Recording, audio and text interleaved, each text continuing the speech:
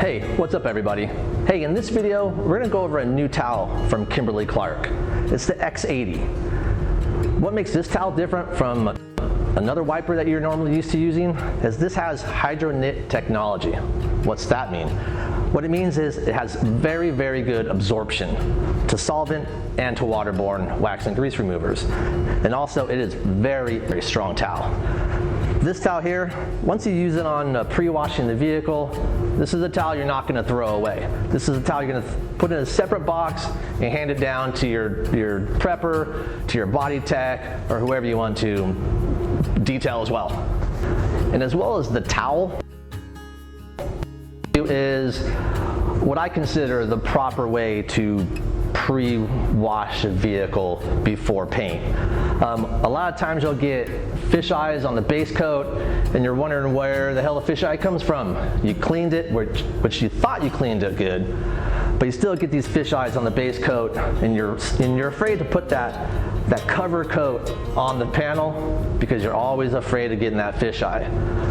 One thing I want to let you know is it's not your surroundings, it's actually probably your towel.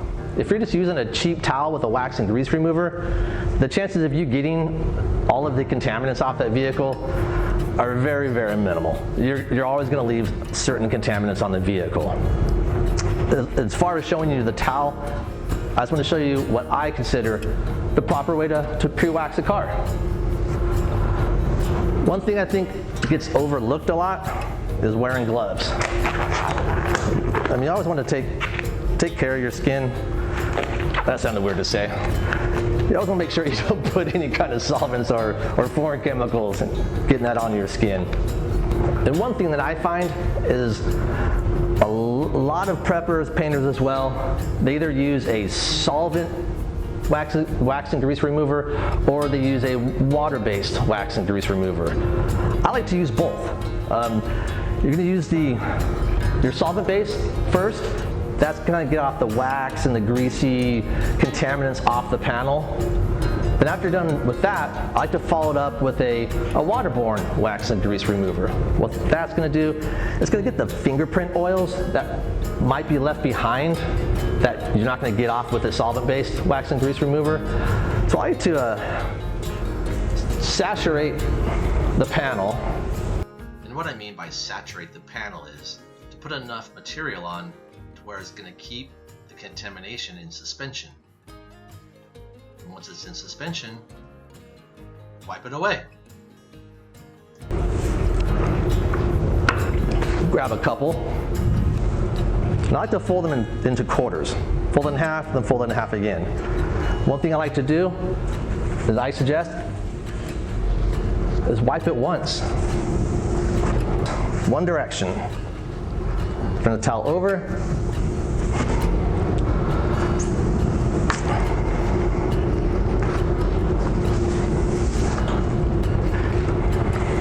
Same thing applies with your waterborne.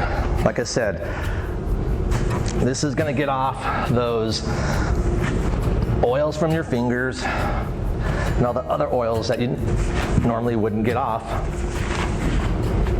with the solvent base. Let's grab a couple towels here. Like I said, don't throw these towels away. You can use these towels down the road.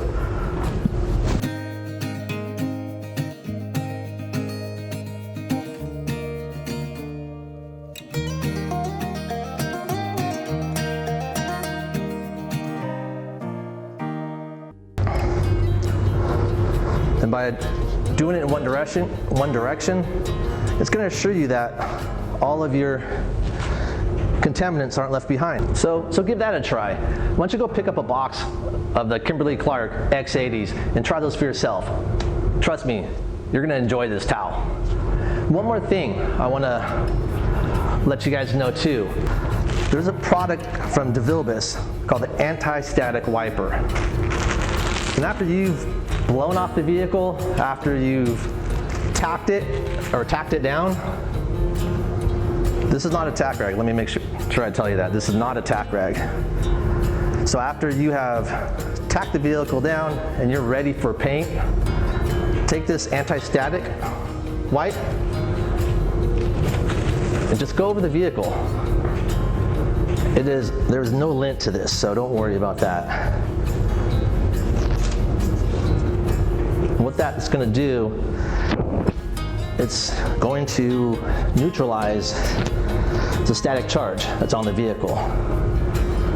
So any little thing that you could do to eliminate any kind of fibers or anything from falling on the vehicle from static electricity, why not use it?